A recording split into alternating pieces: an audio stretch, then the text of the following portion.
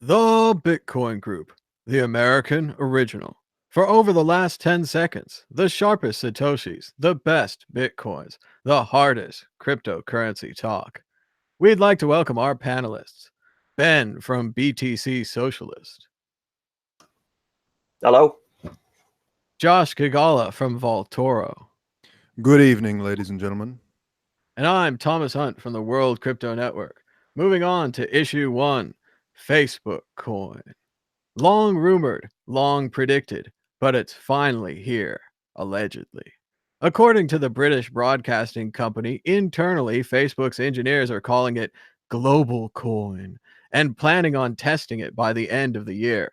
The company has also been speaking with Coinbase and Gemini exchanges with plans for them to host the new asset, and they've been talking to regulators about the legality of the world's largest social network suddenly getting into the printing your own money game. Ben, your thoughts on global coin? Yeah, it all kind of makes sense now, doesn't it? Like the banning of all the cryptocurrency adverts, and yeah, it's been quite an obvious move from them that you're going to have a Facebook coin coming out at some point. To me, this is kind of like it's too late because you've got non-proprietary money, so now you're going to try and make a proprietary money to compete with the non-proprietary money. Where if you look at other realms where non-proprietary is kind of won out, look at Linux and web servers, and look at the software your phone runs on. Is more and more predominantly Linux based, and then look at Wikipedia and the sort of private encyclopedia market. So I think when you have this so-called free market of money, and then you have this non-proprietary money, all the good talent goes to the non-proprietary, and then to make a proprietary. So it's not going to, on the long term, it's not going to be able to compete with Bitcoin. On the short term, they've got Facebook have an endpoint monopoly, so it can very much compete with Bitcoin. And then also they can, because it's somewhat going to be centralized, and they're going to be able to make it more of a stable coin. In many ways, it will kind of work better as a money for people. But on a longer time frame, then it's almost like someone deciding, a few years into Wikipedia, someone deciding to bring out a proprietary centralized encyclopedia online. It's just a bad business decision. But I mean, in the short term, and the other benefit it may have to Bitcoin is just increasing. So for a long time, the general masses have been told, Bitcoin bad, Bitcoin bad, Bitcoin bad, Bitcoin bad. And then you have these big companies and organizations, making their own coins, like JP Morgan coin, and now you've got Facebook coin. And people are going to think, well, okay, the next logical step is why are these things trying to imitate that thing which everyone has told me is bad? And that could drive more people towards Bitcoin. But it's almost like it's another thing for Bitcoin to make a Bitcoin more anti-fragile. I almost think of it as like a big boss, so you've got you're playing the Bitcoin game, and then you get to the big boss and you have to take out the big boss. And this is it's like one of those semi-big, like the slightly more than a big boss, but not the big boss. The big boss would be like the dollar or the world reserve currency. And it's as if they're making like that Frankenstein big boss just before you get to the big boss. So you've got all this proprietary influence, because I know he's been one of the sort of USPs, which one of the things they're able to do as Facebook is they're able to penetrate into countries and local governments and big banks, and then try and build big relationships. And I know he's been talking to Mark Carney, who's like an anti-Bitcoin guy. That's the Bank of England governor, and he's been picking Mark Carney's brains onto how to make it a good sort of currency, I suppose. And it's in Mark Carney's interest to try and make it work, because obviously it being Facebook, they can have some control, whereas they have no control over Bitcoin. So yeah, it's almost like Mark Zuckerberg and then all these big government and big banks have all got together, and they've made this like Frankenstein big boss, and then Bitcoin's going to take that out, and then it's going to come after the dollar. So it'll just make us stronger in the long run. It does seem like the boss before the boss. Definitely a significant challenge for Bitcoin. What I think so interesting about this is I talked to the CEO of Kick a few years ago when Kick was launching their ICO. You can check out the interview right here on the World Crypto Network. And what he said is that the only way that he thought his social network could compete with Facebook, the dominant social network, was to print their own coin with the Kick ICO, and they had a complicated system to reward developers to try to work on their applications. Now Facebook has one-upped them again, creating presumably their own coin. What I thought was most interesting about this is the part about the exchanges. If the Facebook coin is spendable, exchangeable, holdable off of the Facebook website, then it's vastly different than Facebook credits that they tried before. They already had Facebook credits, just like Amazon coin. You could use it only on their website, only for their things. That gives them control. The problem with this new coin idea is that it also gives them responsibility. If you spend Facebook coin for a gun and you kill someone, is Facebook coin responsible? Because I know Charlie Shrem was held responsible when he sold Bitcoin to someone who then sold it on the Silk Road. The Silk Road guy was held responsible when he had a website. Are these same things going to be carried over to Facebook, especially when they're printing money?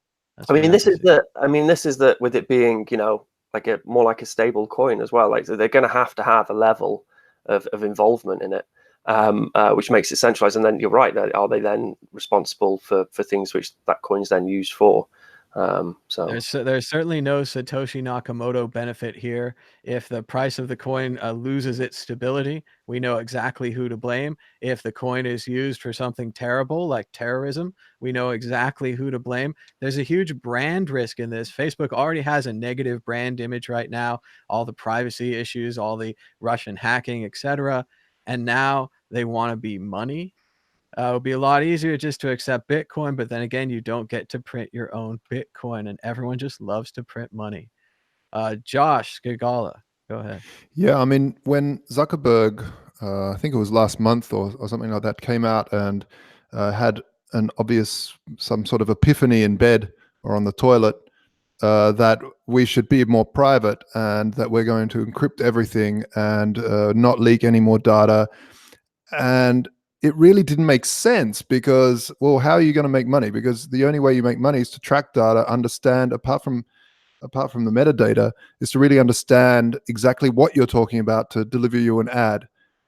Now, if they did do that, hey, if they did fully encrypt, then what's your business model? Well, Ripple has a very amazing business model because at one time there, he was almost the richest man in the world purely because they printed way too much of their own Ripple and it got way inflated in 2017. So,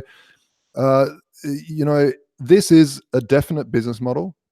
The thing is that it's pegged to the dollar. So it won't have this moonshot thing going on.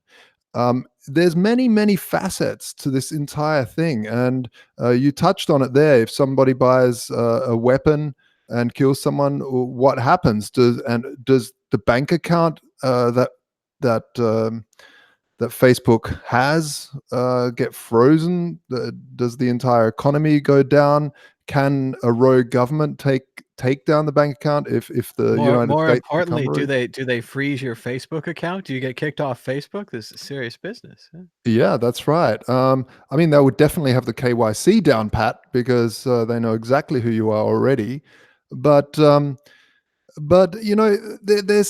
really an interesting case here for Bitcoin. I don't think this is a competition to Bitcoin. I think this is an absolute knee-shaking competition for the entire banking system.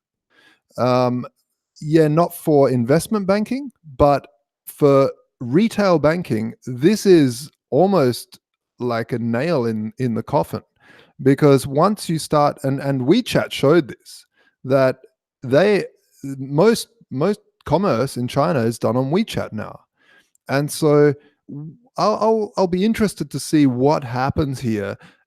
And the thing is that because if this is a stable coin, which it presumably is, meaning it is not a stable coin as such, it is pegged to the US dollar, then it's a very boring asset to hold. And if it's tradable, if it's a true digital asset, if it is a blockchain asset, it means it's tradable with Bitcoin.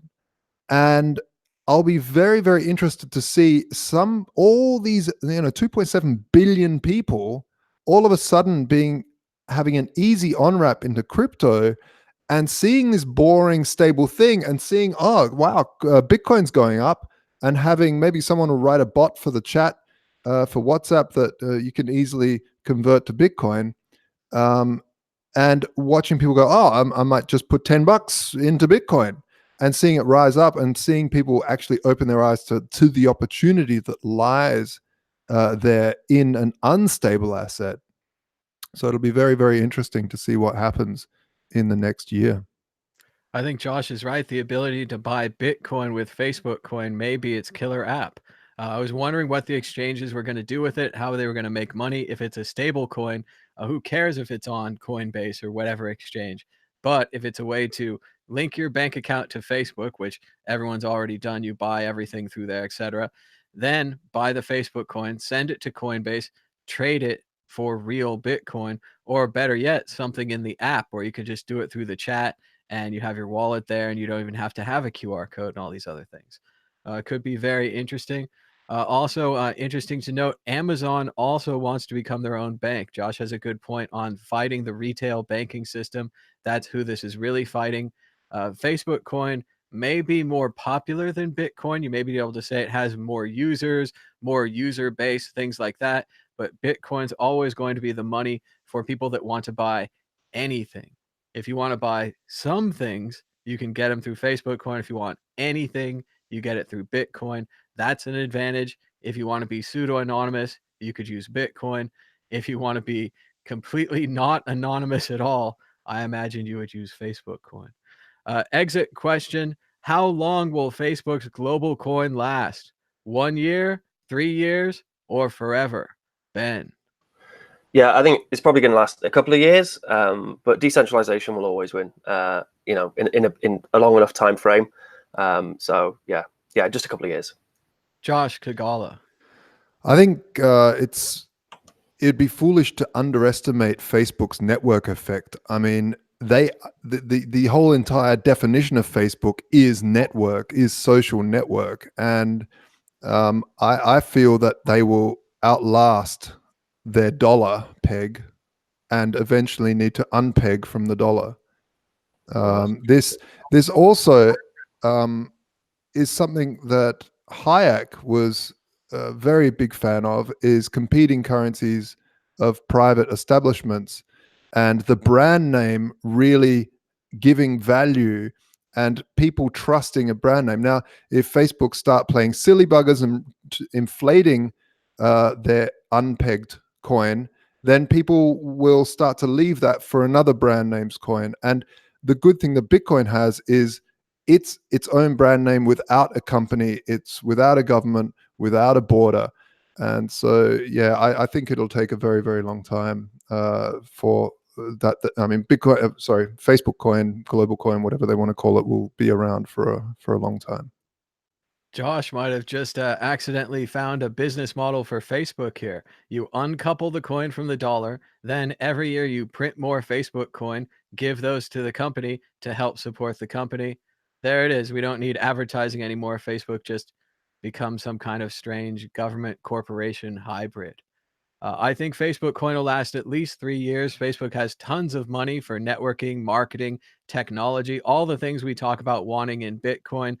Great advertising, tons of advertising, celebrities doing advertising, whatever you can dream of. Facebook has the ability to do it, and to do it with Facebook coin, either overtly hiring a celebrity, covertly hiring a blogger, overtly, covertly hiring 1,000 bloggers. Facebook can do whatever they want. They have tons of money. So they're not going to give up easy, but eventually Bitcoin will win. Issue 2, Zapo for sale. Zapo, the lovable and predictable Bitcoin vault company and winner of the BitGive bowling tournament back in 2014, is allegedly for sale, with Coinbase and Fidelity in the running. Coinbase looks to continue to expand its custody business, desiring Zapo's deep Swiss vaults and sweet, rich deposits, while Fidelity is playing catch up, dreaming of a new crypto gold rush. What's better for Bitcoin? Coinbase continuing to hold all the cards and getting stronger, or a newcomer but giant financial player like Fidelity controlling the vaults? I ask you, Josh Kagala. You know, at Voltoro, we're an exchange. We hold people's keys, but we constantly remind people to hold your own keys. And so whoever buys this, really the ethos of Bitcoin, the ethos of cryptocurrencies is to hold your own keys. Of course, that will never be 100% of the case. There are way too many people that are too uneducated or just are too busy to learn the massive amounts of security and OPSEC you need to go through to secure your own keys. But I feel that this will get easier and easier, and I really I really applaud developers that are working on easy solutions to secure your own keys in the future. But yeah, I'd like to see Fidelity get some backlog of understanding instead of trying to come up with their own solutions from the get-go, because that much crypto, which Fidelity will handle now that they're going to onboard institutional investors through Wall Street. The last thing I want to do is wake up to see that Fidelity's been hacked for, a quarter of all Bitcoin or something. And just a little background on Zapo. I think Wences, I want to say Cesaris, I might get that wrong. He was an old .comer. He'd done very well in the .coms. He started out with just a laptop, and he was storing his friend's Bitcoin on his offline laptop. And it was a pretty secure solution, except his friends had presumably millions and now maybe even billions of dollars in Bitcoin.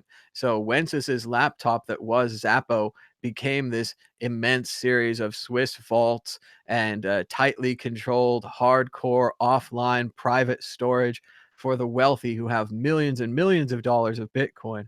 So it is a big prize for Coinbase or for Fidelity, who doesn't have any big prizes yet. Ben from Wales. Yeah, I was in a private conversation a few years ago with someone involved in a big exchange, and their custodianship solution, it basically was a Trezor, and that was it. I don't know how many Trezors they had, but it was basically just a Trezor. So yeah, so no custodianship. Well, remember, Mark Karpellis famously kept his cold storage underneath his cat, and everything worked out fine at Mt. Gox. So no problem. What can possibly go wrong? And this is kind of the point. Like Fidelity, they've been going since the early 70s. So they've had a lot of experience managing people's money and people's funds, and they've built up this huge reputation. Coinbase, they kind of got their nouveau riche. They got rich quick, and then it always felt like they were trying to actually operate on the scale which the company had managed to become. So I actually would quite like Coinbase to be the ones to buy Zapo, just because I think that Fidelity, they have kind of the wherewithal and they have the ability to be able to go and find good custodian solution from somewhere, whereas Coinbase don't, and Coinbase need they just need like a decent company to come in and show them how to hold keys properly. Whereas Fidelity, that no matter what, because Fidelity, because they're going to be managing sort of an institutional investment. And they're regulated, and in order to be able to offer that level of custodianship, then they're going to have a decent solution. Whereas I think Coinbase can get away with not. I mean, are the two businesses as well? Are they? Because Coinbase is an exchange, isn't it, for like regular normal users? Whereas it's Fidelity, hard to tell. Remember, they claimed they weren't a wallet and they didn't want to hold funds, but now they're becoming a vault.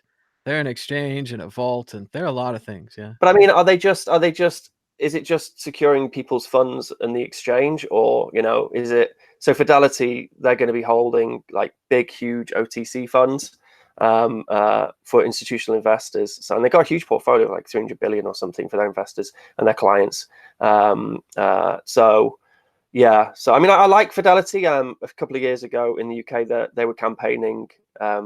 As much as you can like one of these big sort of Wall Street institutions, but they were campaigning for chief executives for their incentives. So chief executives, they had to, if they were given shares as part of their package, their employment package, whatever, then they could cash out after 3 years. Whereas Fidelity campaigned to have that extended to 5 years to help make executives incentives aligned with that of the company. So you don't get kind of an executive swoop in and then, sort of line his own pockets after 3 years, piss off and leave a broken company. So they're involved in, you know, like the FTSE and lots of they've got a big share of the FTSE. So it's within their incentive to try and encourage, you know, good behavior in companies and I mean in markets as well. So I quite like them as a company, and yeah, I think they'll be fine. They'll work out some sort of custodian solution. They don't need Zapo as much as Coinbase probably needs Zapo. Ben rooting for the super rich capitalists over the novo rich capitalists. A very close difference there. Well, I mean, yeah, it's true, but then in that same respect, Fidelity, I think like 70% of it is owned by the employees. So yeah, it is a big, you know, financial institution. Well, you trust capital. the devil you know, not the devil that you don't know. So Yeah, I think that's it. It's pretty common. Now, Coinbase, always searching for a business model, usually just happy to steal other people's business models. See Coinbase Vault, which already duplicates these functions, Coinbase Commerce, which duplicates BitPay, or Coinbase Pro, GDAX, whatever it's called now, which duplicates Cryptsy and every other exchange. So it's neat to see them actually trying to buy someone instead of just stealing their business model. There must be something that Zapo has that they can't just steal. Interesting question. No one's brought this up yet. I'll go to Josh, then Ben. Which one of these companies do you trust more not to do fractional reserve Bitcoining? If you let them take, let's say the Zapo vault is 1,000 Bitcoin, it's probably more. It's 1,000 Bitcoin. Why trade out those 1,000 Bitcoin when you could trade out 5,000 Bitcoin tokens? No one's going to want all 1,000 at once, right, Josh? Who do you trust? Go ahead, Josh. Yeah, I mean, this is very close to my heart. I don't trust at all any of them. I built the transparency protocol for Voltoro back in the day after Mt. Gox collapsed. This was one of our inventions to allow exchanges to be truly auditable by the people. And this is what I want to see. I will not trust Coinbase. I will not trust Fidelity until they publish their cold wallet addresses for everyone to verify, and then also publish an anonymized list of everybody's holdings and the amount of Bitcoin an anonymous list has. So every user can check their username, their anonymous name against the Bitcoin holding, check the sum of all holdings, and then check the cold wallet to see that maybe at least 80% is in there. 20% in the hot. We can't publish every single hot wallet, but at least the cold wallets shouldn't be that many. And then there's also Peter Todd and Greg Maxwell's solution, which is a bit harder for grandma to check, because I mean it's easier in one way because you just see a green tick, but you don't really know how to verify it properly very easily. You have to sort of trust the math. Whereas the Glassbox protocol that we use at Voltoro is really a very, very simple mechanism. And provable proof of reserves is something we've talked about for years. Kraken promised it years ago, didn't provide it. Coinbase has never provided or promised. Maybe if they can't buy Zapo, Fidelity should become a knock-on Voltoro store or a Coinbase or vice versa. Ben, what do you think about fractional reserve Bitcoining? Yeah, no, I think you're right. Don't trust any of them, but obviously, particularly if you don't trust them with holding your own keys, unless particularly if they've got some sort of trust protocol that makes it better. But I mean, for big institutional investors who want to buy Bitcoin, some of them aren't allowed to own their own keys. You know, they can't invest in securing their own Bitcoin. They have to, like these big sort of pension funds and so on. So we need their funds to be as safe as possible, and you're right, transparency is really the only way to kind of achieve that. This is why I would trust something like Fidelity more, just because they've been going for longer and they've kind of got more of a reputation built up to. I mean, clearly, you know, Coinbase aren't too worried about reputation, or else they wouldn't let Brian Armstrong on Twitter, because every time he tweets, he puts that company in a bad light. Just I saw a tweet the other day from it was Luke Dash Jr. and they put a post on Coinbase saying there's some stable coin and how it has all the properties Bitcoin has, and then Luke Dash Jr. had to sweep in and say, no, it hasn't. You should, these are actual lies. You shouldn't have these on your website. And then Brian Armstrong responded by, oh yeah, sorry about that. And they're just kind of a goofy company. They've always been a goofy company, and I think they'll continue to be a goofy company. And he keeps doing that thing on Twitter where he replaces Bitcoin with crypto. He wanted to celebrate Bitcoin Pizza Day, and sure, it's kind of become a marketing thing. All the companies have a Bitcoin pizza tweet, and they all have parties, and it's fun, but it doesn't really have the value it used to have. But he wanted to celebrate, and he said this was the world's first crypto payment. And it's like, come on, Brian, it's Bitcoin Pizza Day. You can say Bitcoin today. It embarrasses the rest of us when you have this whole I can't say Bitcoin thing. No one's forcing that on you. You can say Bitcoin just because you didn't win 2x or whatever you're mad about with Bitcoin. You can say the word. It made you a billionaire. It made you Fortune 500, all this nonsense. You now can't say the word on Twitter. You got some psychological problems there. You better check that out. I agree with Ben. They should have kicked him off Twitter, just like Trump. Like, you just, at the very top, you got to say, no, your Twitter account's a marketing account now. You're going to tweet nice, polite things, stuff from your itinerary, stuffs about your trips and your conferences and celebrating your employees. You're not going to tweet this random crypto payment thing.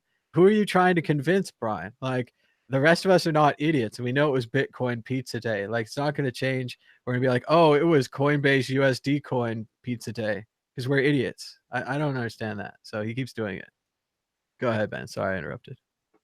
Yeah, absolutely. So they shouldn't be trusted with big institutional money. So institutions which have pension funds and they do a custodian service, then in no way should they be trusted with those funds. But hopefully, if they did bring Zapo and bring Zapo's team in, and Zapo could help add some skill to Coinbase. And when Brian Armstrong says things like that on Twitter, you then think, well, what sort of business decisions is he making? What's going on behind the scenes and technologically, the actual technology running Coinbase. So it's quite concerning. So they need some talent in there. They need a decent company to come in and show them how to store people's Bitcoins is better, I imagine. So hence why the hefty price tag. Whereas Fidelity, I'm pretty sure that they're sober enough to be able to make good decisions and work out how to hold people's keys effectively.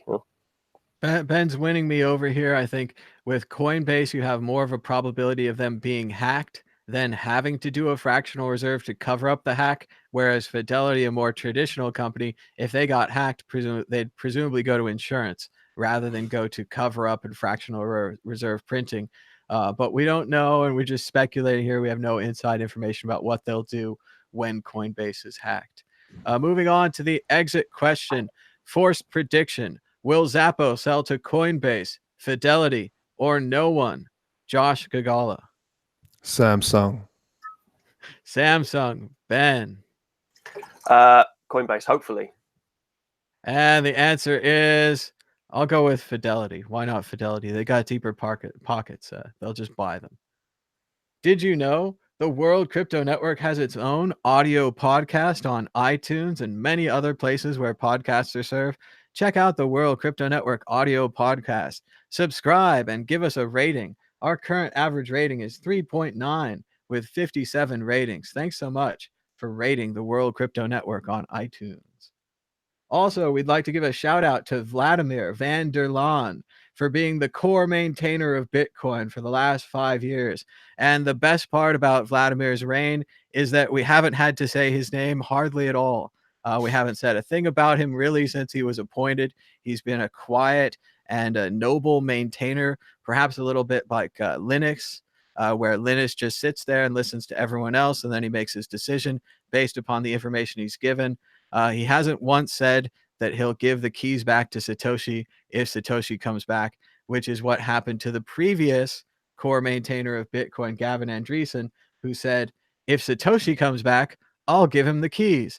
Then this guy with a laptop fooled him into thinking he was Satoshi, and everyone said, oh no, Gavin's going to give random people the keys. So shout out to Vladimir. Good work. Issue 3, Square, number 1. Jack Dorsey has done it again. The Twitter and Square CEO is back in the news this week with his company Square becoming the top finance app in the United States.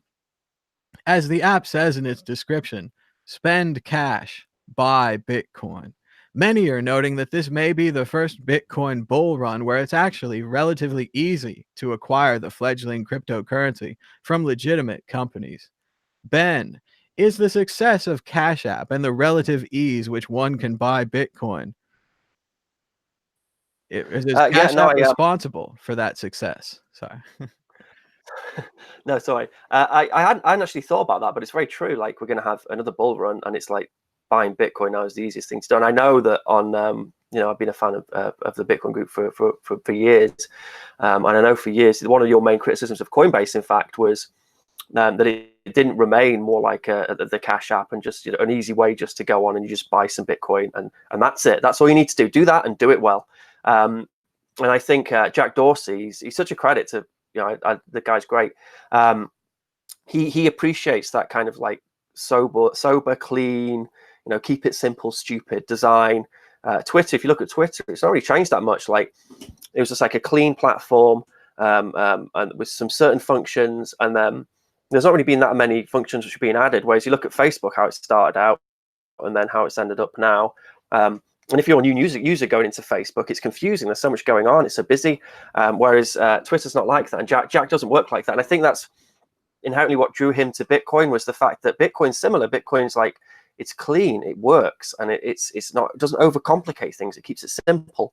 I think that's. I was reading a story about how he first got Bitcoin working with the cash services, and it was in a hacker hackathon at the cash offices. And it took them about a week, and it was him and another programmer. What's his name? It's like Brock Pierce, Mike Brock. That's it. Him and Mike Brock, they sat down and they hacked out for like a week trying to get it working. Eventually, they got it working. And then Jack Dorsey went over to the Twitter offices and went to the coffee shop there, which accepts Bitcoin, and bought a coffee. And he said, like, he talks. I saw him I think it was in Consensus last year, and he talked about how like exciting it was to actually spend Bitcoin and like feel the experience of using Bitcoin. And I can say personally, like, it's so true when you're developing on Bitcoin. And when you're actually like building things for Bitcoin, every day, like, you have this like, whoa, this is flipping epic. Even if it's something you've done a million times before. Today I had to like, I'm coordinating with, so I'm going to be helping out in the San Francisco conference, making these little modules for some point of sale things. And I had to coordinate with this engineer, never used Bitcoin before. And I had to like get him to, he said, well, I need some Bitcoin to experiment with this thing, which I'd sent him. And I was like, okay. I said, well, install, it's a custodial service wallet. So it's a wallet of Satoshi, but it's a good wallet. It works well. And I said, go get the lightning number from the light and then send that to me. He sent it to me. And within seconds, I sent him like, 5,000 Satoshis or something. It was so quick and it was so like frictionless. And it's something I've done so many times before, but because we're actually building something, I had like this, wow feeling. And I think Jack Dorsey gets that. He gets that feeling because he's building stuff using Bitcoin. He's the polar opposite to Zuckerberg, the Zuckerberg approach of, okay, now I need to create my own thing, which I have control over. Jack Dorsey understands that it's perfect as it is. I think at heart, Jack Dorsey's like a cypherpunk, free and open source dude. And he just wants to support Bitcoin. And I think that's just absolutely fantastic. So it's, I'm really stoked that they're doing so well with the Cash App. I couldn't think of any other company I would want, with a sort of centralized service which they're offering in that position. I couldn't think of anyone else. There's a really good. The first time I saw Jack Dorsey was on there's a YouTube series called Foundation, which was by it's like a whole bunch of Silicon Valley interviews, and I think he was the first interview on there. And if you get a chance, go on YouTube, look up Foundation, Jack Dorsey, and it's from really early on. I think it's like 6 years ago, 7 years ago, 8 years ago, something like that. And he's just such a sober dude, and he just makes such good decisions, and you can see why he is where he is. It's great. I mean, it's last when we had that bull run and we had Coinbase as the number one app on the App Store. For the reasons we've been speaking about, like, I was worried. I was thinking this is too much responsibility for them. And it was crashing all the time, and the website kept crashing, and people think Bitcoin is related to the crash, and like Bitcoin's down, and it's like, no, Coinbase is down. It's not Bitcoin. It was awful. Now we've got Jack Dorsey and his good decision making, and a really stable product there instead. So that's great. That's great. I think it's a great parallel between Facebook and Twitter. Jack very could have made a Square coin or a Twitter coin. He could be trading those instead of Bitcoin. We could be doing the same dance that we're going to do with Facebook. I also agree with Ben. Great job, Jack, keeping it simple. I'm sure every altcoin in the business has backed up a dump truck full of tokens to give to him to add their goofy altcoin to Square app.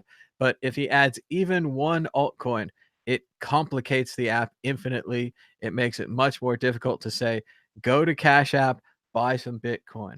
If you say that about Coinbase right now, you could end up with Bitcoin Cash. You could end up with Augur. I mean, there's 100 random coins on Coinbase now. It doesn't have the same value that it used to have when it was a more simple, direct website. I would rather be selling Bitcoin, which I think is kind of a digital gold, instead of these fly-by-night tokens. But of course, we talked about how Coinbase needs the fees and they need the altcoin trading. And the one thing people do with altcoins is buy them and sell them all the time. The problem with digital gold is you buy it once, you put it in your Trezor, your Ledger, your secure hardware vault, and you never move it again. Coinbase doesn't make any money. So let's go to Josh Gagala. What do you think about the success of Cash App?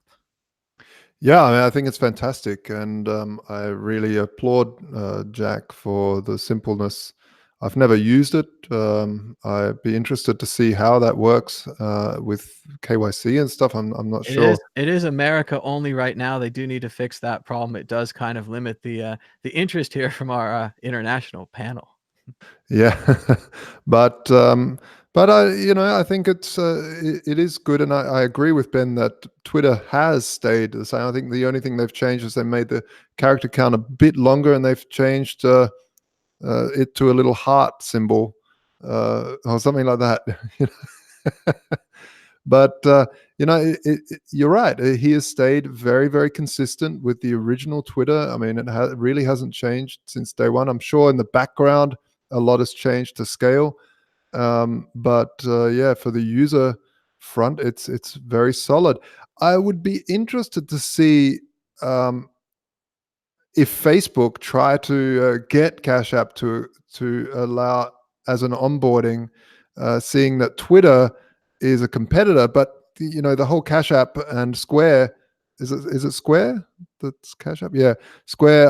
It really is a different company. So even though Jack Dorsey's the CEO of both, I'm not sure if Facebook see that as kind of competition or an alliance to jump on, but yeah, I agree that it's really, really good that he's stuck to the original coin, and the one that's got the most traffic by far in terms of transactions, that's got the best developers in the world working on it, that has the layer 2 solutions that allow it to scale globally now also.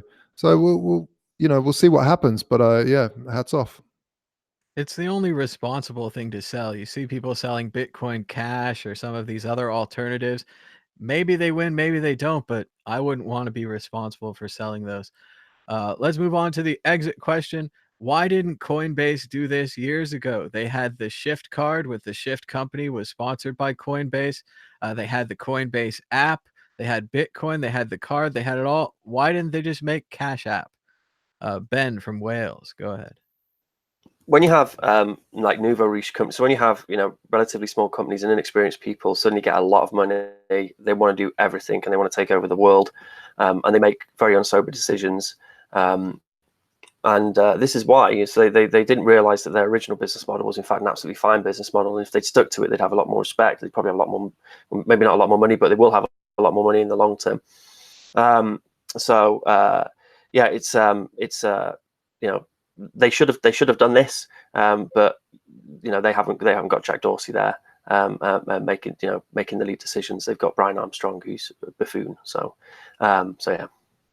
It's a funny thing because it really solves some of the Bitcoin pain points for Bitcoiners, for the actual people interested in this, who want to spend it, who want to use it for all of their purchases. You have this little credit card, then you have the app. If they take Bitcoin, you pay with the app. If they take the credit card, you pay with the credit card, and it detracts from your Bitcoin account. seems like a no-brainer for Coinbase, something they should have seen coming. They should have seen the need for. Even Apple now is mirroring this with their new Apple Pay card. Apple Pay isn't just an app on your phone. They're having a little card. It's going to be a competitor to all the credit cards. This puts Apple, Cash App, and Square right in line with any other payment company solution. So you can bet Facebook, Amazon, Bitcoin, these other things are going to be right in there in the competition. Josh, what do you think? Why didn't Coinbase do this years ago? Yeah, that's difficult. I mean, originally Coinbase was this easy to buy solution, right? I mean, I guess with scale comes other. You know, one thing I've noticed running Voltoro is that every time I go to a conference, I get inundated by other businesses trying to do biz dev. And so it's very, very hard to lose focus on your core thing because you go, oh, wow, opportunity, opportunity, opportunity. And you're constantly looking at all these different opportunities and you feel like, oh, I'm going to miss out if I don't chase this opportunity. And to be frank, like you said earlier, these other altcoins, they are really the casino. And what do casinos do? They make money. And so it doesn't surprise me that Coinbase got sidetracked by other opportunities. And not when I say Coinbase, I'm also talking about the investors behind Coinbase. And they're usually the ones that are constantly knocking on Brian Armstrong's door, I'm sure, and anyone else that's running a crypto company and saying, hey, you should go towards this, otherwise we're not funding the next funding round or whatever. But saying that, I'm a competition maximalist, and I like that competition is what's happening here. We're seeing someone with a lot of swing, a massive social network, namely Twitter, creating something fantastic. So I'm glad that Coinbase didn't, and that we've got more options in the on-ramp world. I mean, it would suck if Coinbase got hacked. It would drop Bitcoin or crypto in general back 5 years, I think, in terms of people's psychological trust, because they don't understand that Bitcoin is its own thing. I remember when Mt. Gox went down, everyone was saying the CEO of Bitcoin stole everyone's coins, because people, we have to not forget that we are very different in the fact that we know a lot in this space. The person that spends a couple of 20-30 minutes on Reddit, on Twitter, on crypto Twitter every day understands the vastly more than the normal person who will see crypto as an extremely dangerous thing. So it's more, for me, it's really, really important that we have more and more companies in the space doing things, especially when it comes to custodianship. But isn't it great how you've got someone like Jack Dorsey who keeps it simple, and he can educate people. He will educate people in a simple way. He'll say, this is what Bitcoin is, and this is, maybe why you should buy it or you shouldn't buy it, whatever. And this is how you look after your Bitcoin. And honestly, that interview with him on that foundation is so good. He talks about when he first came up with Twitter, and how originally he kind of came up with the tech for it. And he experimented with himself. I think it was in New York he was doing it, and he was able to send and receive messages and things. But he realized the world was kind of what he told his friends about it, showed people, but they weren't too interested. And he realized the world wasn't ready. And he was I think in the interview he says something about just being able to shelve ideas until it's time. And I think it kind of pinpoints his patience. Like you say, when you get all these B2B people coming up to you and they're trying to constantly sell you stuff all the time. It's really easy to become distracted and think you're missing opportunities. Whereas he's the sort of person who can kind of cut the bullshit, focus in on what's important, and then keep it simple, and then design things simply. So it's absolutely perfect, exactly who you want. Spearheading a company like that. It's great. Yeah, fantastic. And just going back to what Josh was saying about when Mt. Gox was hacked, a lot of people would come to you and say, how can this happen? I thought Bitcoin couldn't be hacked. and there's this whole separation between an They still exchange say it. that's holding your private keys and the Bitcoin network, which is sending Bitcoin across it. The Bitcoin network was fine, but this exchange, Mt. Gox, that's holding your private keys, that was hacked. And I agree with Josh. We aren't rooting for Coinbase to be hacked by any reason, but all of these things are fallible. They're all built by men. And if it's not hacked from the outside, it'll be hacked from the inside. There's too much money there. They were just bragging about how they had $1 billion in Coinbase. If they get Zapo too, hopefully, again, they'll use Zapo's good security, use the Swiss vault, make it very secure. But even Binance got hacked recently for their hot wallet. And there was a lot of money in their hot wallet. I forget the numbers right now, but a lot more than you'd think for just a hot wallet hack. Go ahead, Ben. So Coinbase said it's $1 billion, is it? They control, they take care of, you know. Because I believe it was $1 billion. I don't have the number right here. But yeah. Well, there we are. I mean, like I said before, Fidelity is 300 billion. So that's the scale in which they work at, you know. So if we have you know, just a couple of % of their clients' money in Bitcoin, that'd be good. Yeah, and Coinbase's billion is presumably mostly already in Bitcoin.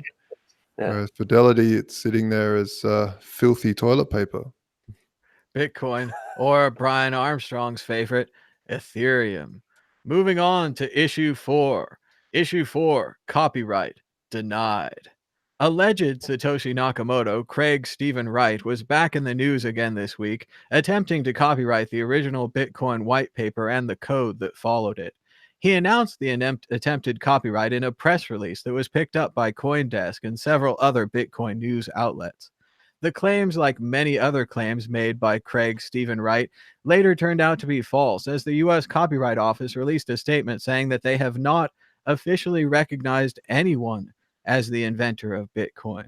Claims such as the one Craig Stephen Wright made can be filed by anyone with $55 and an internet connection. Josh Gagala, does the fact that Craig Stephen Wright is filing copyrights on Bitcoin, which are then accepted but not accepted, make you believe more in his claim that he is the one true and only Satoshi Nakamoto? Remember to say allegedly and so forth. He's quite litigious. Yeah, I mean, just sign the keys, dude. If you really are, just sign it. You know, I mean, if you sign it, I'll be 99% sold. And 1% thinking that you stole them. But the 99% would be like, yeah, all right, Satoshi is a prick. Proof of prick. Ben from Wales, go ahead. Yeah, no. So I looked up. So the definition of fraud, I like dictionary definitions, is a person or thing intended to deceive others, typically by unjustifiably claiming or being credited with accomplishments or qualities. So yeah, I mean, he said that he was Satoshi, and then he gave very complex evidence, but you know, which would convince most people. But you know, within a few hours of being picked apart on the Bitcoin Reddit, they were able to just, you know, completely falsify his evidence. It's not evidence at all. And then he wasn't able to sign, you know, Satoshi's stash. So yeah, you know, the likelihood is he's not Satoshi and he's a fraud. So Craig Wright is a fraud. You know, it's by definition he's a fraud. Allegedly a fraud. Not allegedly, he's a fraud, trying to defraud people, because he's intentionally saying that he's Satoshi when he's not been able to prove that he's Satoshi. And he's going out of his way to convince people that he was involved in the creation of Bitcoin. So they'll then buy his, you know, bullshit verified coin. So he's the worst character in Bitcoin. Is absolutely awful. And why, you know, he even thought that he could copyright, you know, because it wasn't just the white paper he's trying to copyright, he's trying to copyright the software as well. And he put in this claim for that. And why he even thought he could, you know, copyright MIT free and open source software is beyond me. Like, he's a lunatic. But it's just posturing in order to pump bags. You know, if he wrote it, like, why would he not copyright it beforehand? Why did it take him 10 years to do that? I suppose he's like busy getting all those PhDs, but like it absolutely drives me completely and utterly insane. So yeah, I mean, like, Christ, come after me. Like, he can sue me if he wants. Like, I live in the UK, he lives in the UK. He publicly embarrassed the BBC by, using them as a way of for his evidence that he was Satoshi, and then having them pretty much back up that claim with one of their technical reporters. He's publicly embarrassed the BBC. As soon as he goes to court in Britain, any UK judge which looks at it will just tear him to pieces. So yeah, I look forward to when he actually does go to court against somebody, particularly if it's in the UK. I mean, I would say the BBC embarrassed themselves really there. Oh, they don't need anyone else to embarrass them. But exactly, like they're so good at embarrassing themselves. They don't need someone else to come along and embarrass them. I mean, what I find funny, if I can just quickly add, what I find weird about this whole thing is he'll say, "I don't need to sign them. I don't want." It's like you showing. Would you show everyone your bank account? It doesn't make any sense, because by saying you're Satoshi, everyone knows your bank account. You have to prove it. You can't say it and then say, no, I don't want to show anyone my bank account. It doesn't work like that. And no, it's not that he didn't sign the keys. He pretended to sign the keys to start with. He faked the key signing with a nonsense. And it was an extremely complex nonsense to bamboozle people, which he's a big fan of. He's a big fan of the old bamboozle, technical babble. Just sign the keys, mate. Just sign them. If just get on with your life and sign it. Stop embarrassing yourself. If you can't, then there's the door. What's great though is that traditionally, the psychopaths would take control of this sort of market, and they would, the ones with the big bags and the big stash and who are able to, commit to lies like that, would be the ones who take control of markets, whereas him and others, other people haven't been able to take control of Bitcoin, which is why they had to fork away. So I love that fact. I love that fact. But he's still sort of haunting us. But you're right, like.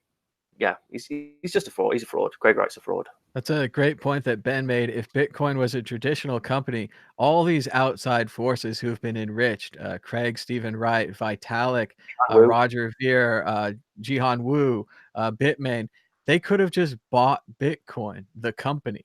They would have bought Bitcoin, the company, acquired 51%, and unlike a 51% on the Bitcoin network, 51% in a corporation under normal bylaws gives you total control. So Vitalik, Craig, a combination of them, Roger, anyone else who has this giant bag of money could have just bought Bitcoin. But because of the way Bitcoin's built as an open source project with only the programmers having control, and even then only over the code, if the miners refuse to adopt the updates from the programmers, they lose their control. This is so far it's unbreakable by traditional money and influence. We'll have to see if that lasts. To go back to what Ben was saying, Wright did this allegedly, I believe, to get a great headline, to get that Bitcoin was copyrighted by Wright headline, to get it into Coinbase. Anybody who published the headline, they're the ones that got worked. They're the ones that got played. Did you see the CoinGeek article on it when it came out? It was like that. The headline was Craig Wright approved of Satoshi or something, gets copyright. Craig Wright gets copyright over white paper because he's Satoshi. It was honestly such awful propaganda. Well, and the copyright office in the United States is not in charge of this. We don't have a Satoshi approval process. We don't have any kind of thing for an anonymous person. You can't just, the copyright office doesn't prove if you're anonymous or whatever. They don't take those claims, and that's what they said in their denial. Additionally, someone else copyrighted it in 2016. And I was surprised that Ben knew what BSV stood for. He really had those initialisms down really good there. So any more on this? You guys want to move on to the exit question? Ben, you might have had a little more. Go ahead. Just bullshit verified. That's BSV. It is verified. And they put it in a blockchain. That's how you can tell. Exit question. When will Craig Stephen Wright stop claiming that he is Satoshi Nakamoto? Josh Skigala. Mate, the guy's balls deep. He can't, he can't get out now. It's kind of like Roger Ver. once Roger's so deep in Bitcoin Cash that he even if he realizes, I don't think he could go back. And I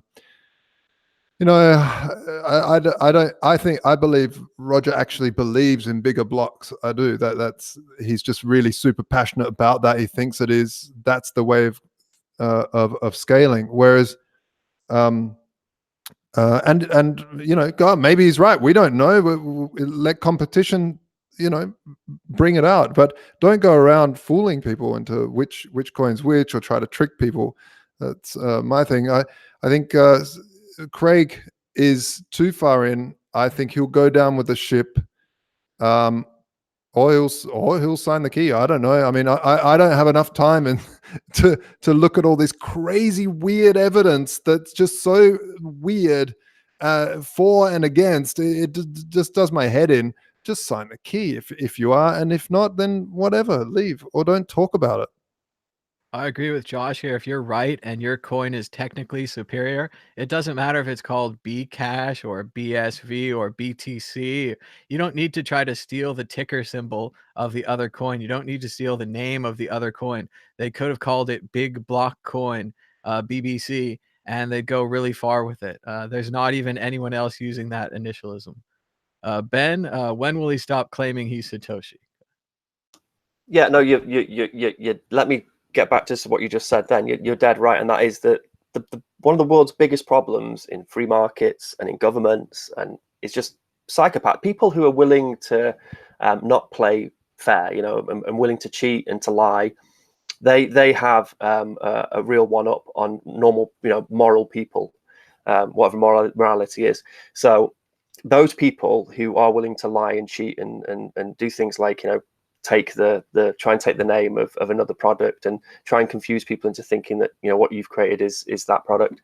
They're the people who traditionally would have keep control and get control of the system, but in Bitcoin they're not able to get control, and that's what's absolutely fascinating and fantastic. And Josh is also right that he's balls deep. He's too far gone. Like he's in that school playground telling all those other folk parents in that posh British school for his kids to go to, and he's saying to them all, yeah, Bitcoin SV, Bitcoin SV. He's told all his mates Bitcoin SV, and all his rich mates have bought it. And then he's got this rich guy who's got big bags and a lot of money from sort of gambling and things, and he's probably not the sort of person you want to annoy. And he's heavily invested in Bitcoin as BSV, bullshit verified. I didn't know what the rest of it stands for. Bullshit verified. So he's too far gone. He can't turn back, and he can't admit, just for those Dunbar, number 150 people around him. He had to move from Australia to the UK, so he'll just have to move them from the UK to somewhere else, I guess. Never. He's going to go down with the ship. The correct answer is never. He never stops claiming that he's Satoshi Nakamoto.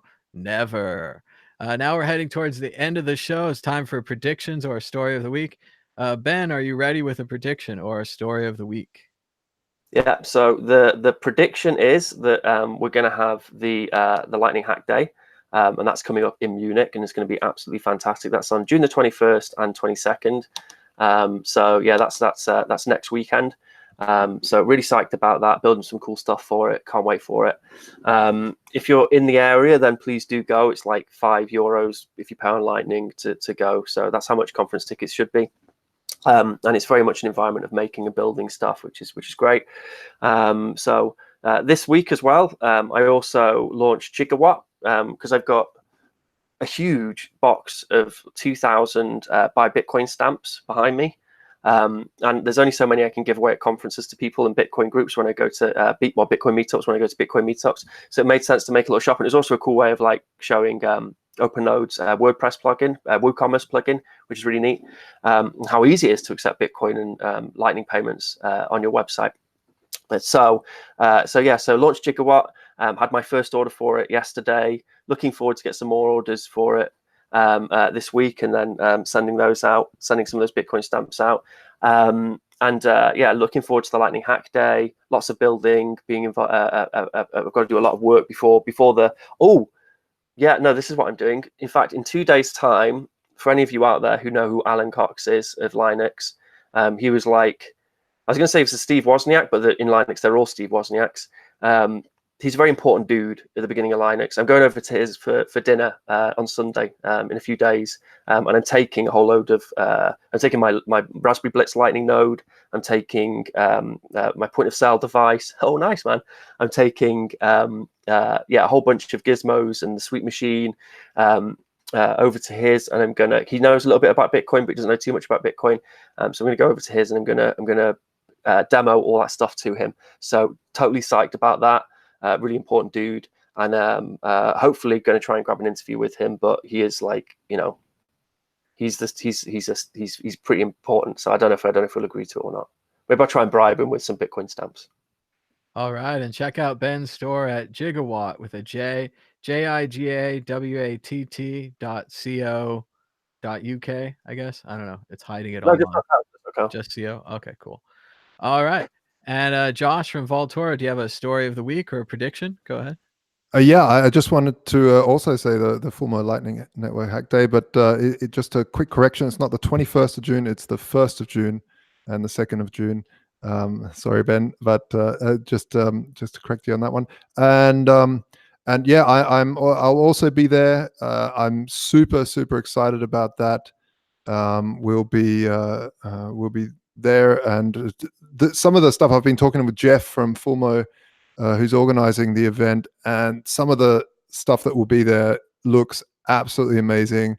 There'll be some stunning cutting edge, bleeding edge stuff down that way. So I'm really looking forward to seeing what they do. I can't give away what they've got coming, but it's I can't wait to show everyone. And I hope to get some interviews down there as well with some of these developers that are really finding amazing use cases and also developing the Lightning Network out to a point where it's really usable. Because right now it's still it's still kind of tricky. It's not very hard. It's getting easier by the day, and for the layman. And I really can't wait until it's easy enough for the World Crypto Network to have a Lightning channel in real time. That sounds very cool, Josh. And we've got a lot of travel information here. I was trying to get the web page up for the Lightning Hack Day. There it is. Okay, so yeah, I just wanted to show that. Here we go. That's lightninghackday.fulmo.org. Like Josh said, it's June 1st and 2nd, so it's very close. But what I wanted to announce is that I'm going to Germany. So I'm going to go to Blockchain Hotel Conference in just a few days on the 30th and 31st of May. If you're near Essen, Germany, it's kind of in the northwest, kind of near Amsterdam. You should check out Blockchain Hotel Conference.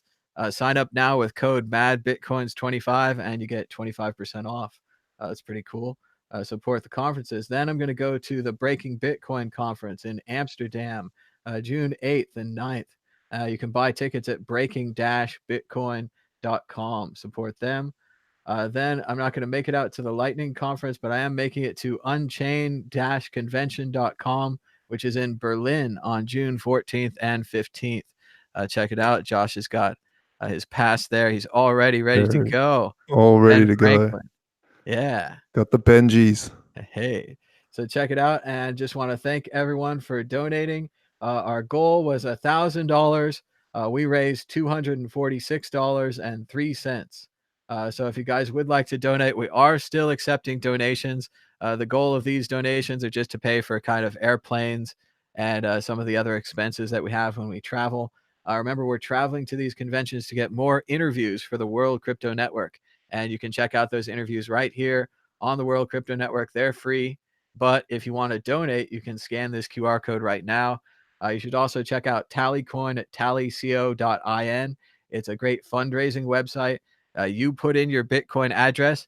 They give you a cool page that looks like this. They can never touch any of your donations. It's amazing. But check that out. Look, and remember, every time you fly, the Bitcoin price seems to go up. So That's right. The Mad Tour causes the price of Bitcoin to rise. So you should also donate if you want the price of Bitcoin to rise. It looked like it ticked up just a little bit right there while I had the fundraiser on screen. I thought we had a donation, but it's actually just Bitcoin donating by Also, continuing to go let up. me mention as well, because I know you're very modest, but let me mention as well. This is the concept of Tallycoin was in fact your concept, which was mentioned on one of your shows. And just as the Coinbase, you for years harping on about how Coinbase should be providing the same service which the Cash App is now providing, and just concentrating on that. Man, you need to be a CEO. Like, you need to be a big CEO of a big company. One of these big companies like Coinbase, they just need to kick Brian Armstrong out and get you in there, because there's the ideas in that head. Like first the Cash App, and now Coinbase, now Tallycoin. Just Also keep feeding got those. pro tip, Mistos, the open source multi-signature Bitcoin wallet that's easy to use. It's on Blockstack. It's very cool. And of course, pro tip, the web page browser that tips people. That later, a similar version to pro tip later became Brave, the $30 million VC raising browser. So yeah, I'm an idea man. And I'm great at delegating. It's so much easier than working. Also, shout out to Howard Stern. He's got a new book out. I got all my Howard Stern books here on display. You probably noticed that already in the chat. But I just want to, give a shout out to Howard Stern, especially this book. If you're not into Howard Stern, you think he's a shock jock, he's too much for you, this is the book to check out. These are his recent celebrity interviews. He's kind of softened a bit with age. He's not just asking them what their penis is or anything like that. He's actually asking them interesting questions and really kind of breaking them down and getting behind them and like what makes them tick. So it's an interesting book. And of course, Stern's an interesting person. One more time, I wanted to share the donation address. There it is again. Oh, it's going up like crazy. But we had a recent donation for 200,000 Satoshis, 636,000 Satoshis, 83,000 Satoshis. So $5, $10, $100, $10,000. You can send any amount. $20 now. Oh, the peer pressure has worked on Josh, Yeah. but he's here in the room. Out of battery, so He's out of batteries. It's that Lightning Network. It takes too much energy. That's what I say. But there it is. We got a donation. It almost showed you that the Tallycoin does a little animation and everything. Look at that. We got 9 donations. We're 26.87% towards our goal. And you can keep donating even if it's next week and you think I'm in Germany or the price of Bitcoin's doubled because Mad Bitcoin's on tour and you're like, hey, I'm twice as rich now because he went on tour. You can keep donating. We'll keep this address. You can pause it here. But that's about it for this show. Thanks again for joining us. Be sure to check out the Proof of Work interviews. We have a new one coming out every Wednesday for quite a long time. I've got them queued out in the future. Check out Ben's BTC IoT Internet of Things videos, and check out Max. He's got a couple of great new tutorials. He's talking about Schnorr signatures and other really complex Bitcoin things. So check them out right here on the World Crypto Network. Until next time, bye-bye.